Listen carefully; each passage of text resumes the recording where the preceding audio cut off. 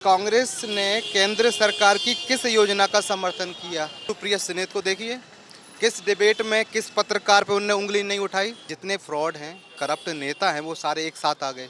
केजरीवाल जी कहते हैं पूरा दिल्ली में प्रदर्शन चल रहा है, कोई नहीं कर रहा, सिर्फ आम आदमी पार्टी कर रही। आप मोहल्ला क्लिनिक बोलते हो, आप स्वच्छ पानी देंगे। पिछले 15 साल से वो ये कहते आ रहा है कि हर 5 साल में बोलते हम जमुना को साफ कर देंगे। हुई क्या? नहीं हुई। अभी आप देखिए दिल्ली में क्या हो रहा है, तिरंगे को पैरों से कुचल रहे। सुप्रीम कोर्ट कहता है कि नहीं, आप दोषी हैं और अभी आपको बेल नहीं मिलेगी, तब भी आप ब्लेम किस पे डालते हैं? बीजेपी पे। ये जनता सब जानती है भाई साहब। विपक्ष को लेके आते हैं तो मतलब हम 15-20 साल और पीछे चले जाएंगे और इस बार 400 पार। नमस्कार, मैं हूं आपके साथ अर्जुन खजूरिया और आपका स्वागत है द न्यूज़ पर। तो जनता का सर्वे करते करते लोकसभा चुनाव 2024 के लिए अब हम पहुंचे हैं मध्य प्रदेश के बुंदेलखंड क्षेत्र में और सागर लोकसभा सीट में इस समय मैं मौजूद हूं। और यहां की आपको अगर इतिहास के बारे में बताऊं तो पिछले 28 साल से बीजेपी का यहां पर कब्जा रहा है और इस बार जो है बीजेपी ने अपने सांसद का टिकट बदला है और एक महिला को जो है चुनावी मैदान में उतारा है। जी हाँ, लता वानखेड़े जो 15 साल तक सरपंच रही हैं, उनको इस बार चुनावी मैदान में उतारा गया। तो वहीं कांग्रेस की अगर बात करें तो कांग्रेस ने भी इस सीट पर अपने प्रत्याशी का ऐलान कर दिया है। गुड्डू राजा बुंदेला को जो है वो यहाँ से चुनावी मैदान में उतारा गया है। 99% यहाँ से सिर्फ बीजेपी और कोई नहीं। कांग्रेस तो दावा कर रही है 30 लाख रोजगार और किसानों को एमएसपी। 15 साल से कर रहे हैं, 15 साल से कर रहे हैं वो दावे। कितने सही हैं कितने गलत हैं सबको पता है। वही कहते थे कि एमएसपी हम लेकर आए, फिर एमएसपी का विरोध भी उन्होंने किया ना, बराबर। कांग्रेस ने केंद्र सरकार की किस योजना का समर्थन किया? हर डेवलपमेंट पे उंगली उठाई, सवाल उठाए। मोदी जी के हर वर्ग को उनने नेगेटिव शेयर किया। आप बताइए कौन उनको सपोर्ट करेगा? नारी शक्ति वंदन अधिनियम पर भी बोला कि ये तो राजीव गांधी जी का सपना था। तो आप विरोध क्यों कर रहे हैं? विरोध क्यों कर रहे हैं आप? सपना था तो उसको आप लागू करो, फॉलो करो। अगर मोदी जी उसको आगे बढ़ा रहे हैं तो आप उसका समझ तो वो हो गया, सपना उनका था, मोदी ने पूरा किया। नहीं नहीं, ऐसा नहीं है, ऐसा नहीं है। उनकी नज़र में नारी शक्ति अलग मायने रखती है और बीजेपी की नज़र में अलग रखती है।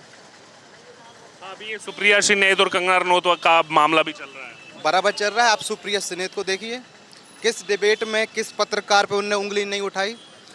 अगर आप भी डिबेट में उनके सामने खड़े हो जाए तो आपसे कहेंगे आप गोदी मीडिया से हो। वो तो उन्होंने टैग एक वो स्क्रिप्ट एक जिसको बोलते हैं ना, वो लिख रखी है। उन्होंने हर चैनल वालों के लिए लिख के रखा है। आप उनसे एक सवाल पूछेंगे वो आपको 10 गलतियां बता देंगे, क्योंकि उनको जवाब देना ही नहीं है। आप देखिए राहुल गांधी जी के पास कौन सी ठोस बातें हैं। एक अदानी, एक अंबानी, दूसरा कौन? जहां उनकी सरकारें बनती हैं सबसे पहले अडानी को प्रोटेक्ट देते हैं। तेलंगाना सरकार बनी, अडानी को प्रोटेक्ट दिया। हिमाचल सरकार बनी, अडानी को प्रोटेक्ट भाई साहब, राजस्थान में अशोक गहलोत जी की सरकार थी, 60,000 करोड़ का प्रोजेक्ट दिया। अडानी का प्रोजेक्ट चल रहा था ना, आप उसमें शामिल थे ना, फिर भी आप विरोध कर रहे हैं। क्यों?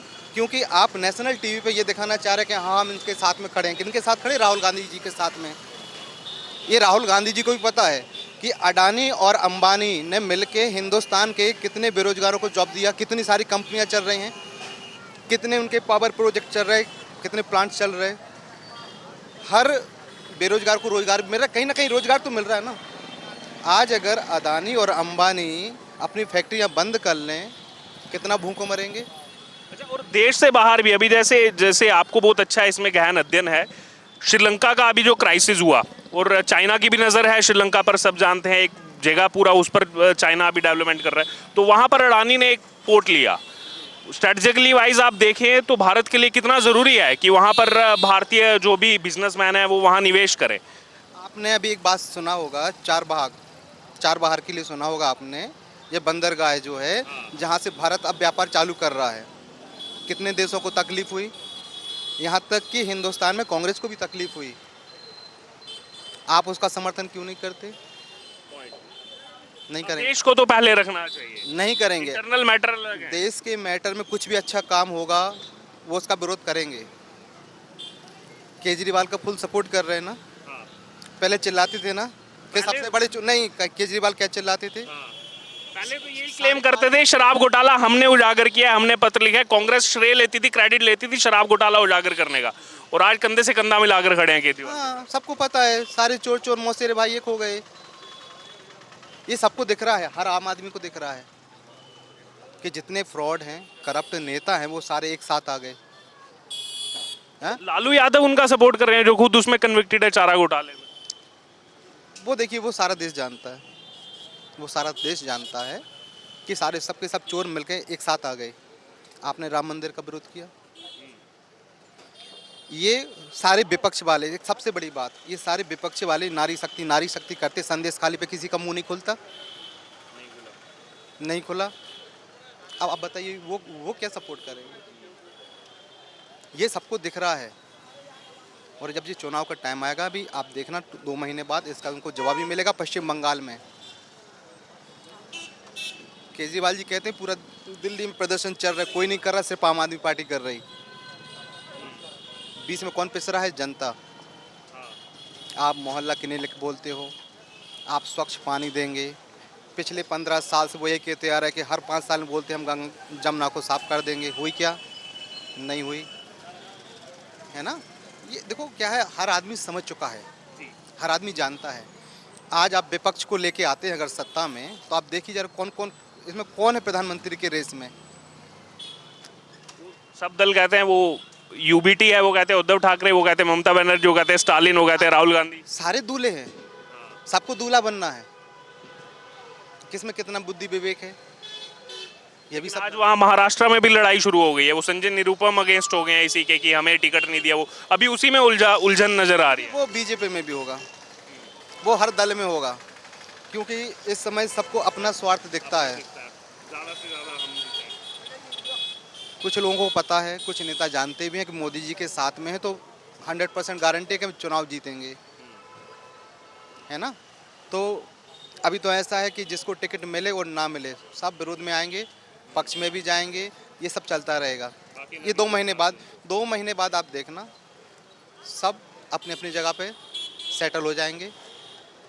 फिर तैयारी होगी विरोध करने की, कैसे घेरना है। संसद के बाहर प्रदर्शन भी होगा, गांधी जी की प्रतिमा के नीचे विरोध भी होंगे, वो चलता रहेगा। अब ये लोग कहते हैं कि लोकतंत्र की हत्या है, ये लोकतंत्र की हत्या नहीं है। लोकतंत्र आपको इजाज़त देता है कि आप प्रोटेस्ट करें, लेकिन प्रोटेस्ट का मतलब ये नहीं है कि आप जाके आप पीएम को मारने की धमकी दें। अभी आप देखिए ना, अभी आप देखिए दिल्ली में क्या हो रहा है। आप तिरंगे को पैरों से कुचल रहे, मोदी जी। विरोध के नाम पर बहुत ज्यादा उसमें उतर है। आप तो सपोर्ट भी तो कर रहे हैं ना। कौन कर रहा है सपोर्ट उनका? कांग्रेस कर रही सपोर्ट, सीपीआई कर रही। कर्नाटक में क्या हो रहा, पश्चिम बंगाल में क्या हो रहा, इसका कोई विरोध ही नहीं करता। ईवीएम गलत हैं, ईवीएम गलत हैं। ईवीएम कहाँ सही हैं? कर्नाटक में, हिमाचल में, दिल्ली में। यहाँ पे लोकतंत्र की हत्या नहीं हुई। एमपी चुनाव हार गए, छत्तीसगढ़ चुनाव हार गए, राजस्थान चुनाव हार गए, यहाँ पे लोकतंत्र की हत्या हो गई। लेकिन उस पे नहीं बताते कि छिंदवाड़ा की 7 सीटें जीत ली, जो गढ़ है कांग्रेस, वहाँ ईवीएम खराब है। नहीं, तो वहाँ पे लोकतंत्र की जीत हो जाती वहाँ पे। और अभी फिर होगी लोकतंत्र की हत्या। तैयारी हो गई है। आप बोलते हो बैलेट पेपर से आप कराएं, क्या हुआ पाकिस्तान में? आपने भी देखा और पूरी दुनिया ने देखा कि पाकिस्तान में क्या हुआ बैलेट पेपर से चुनाव होने के कारण। अब ये बात कोई छुपी नहीं रह गई। चुनाव आयोग कहता है कि ईवीएम मशीन में कहीं से कहीं कोई फ्रॉड नहीं है। वो तो प्रूव ही नहीं हो पाया। हाँ, वो सुप्रीम कोर्ट को भी नहीं मानेंगे, ईडी को नहीं मानते, सीबीआई को नहीं मानते, ये किसी संस्था को ये नहीं मानते। हाँ, इनकी सरकार होगी तो सारी संस्थाएं सही हो जाएंगी। इनके राज में, कांग्रेस के राज में जिन नेताओं पे केस चालू थे वो आज भी चल रहे हैं, जिन पे कांग्रेस ने केस थोपे थे और वो चल रहे हैं। अगर कोई मैटर सुप्रीम कोर्ट या हाई कोर्ट में है और सुप्रीम कोर्ट का अगर जजमेंट नहीं आता है, अगर सुप्रीम कोर्ट कहता है कि नहीं आप दोषी हैं और अभी आपको बेल नहीं मिलेगी, तब भी आप ब्लेम किस पे डालते हैं? बीजेपी पे, मोदी जी पे, कि मोदी जी ये सब करवा रहे हैं। ये जनता सब जानती है भाई साहब, सब समझ चुकी है ना, कि अगर आज हम विपक्ष को लेके आते हैं तो मतलब हम 15-20 साल और पीछे चले जाएंगे। तो सागर का, एमपी का मूड वही है, जो 2019 में था, 2014 में था, और इस बार 400 पार और बराबर आएंगे, 400 पार लेकर आएंगे।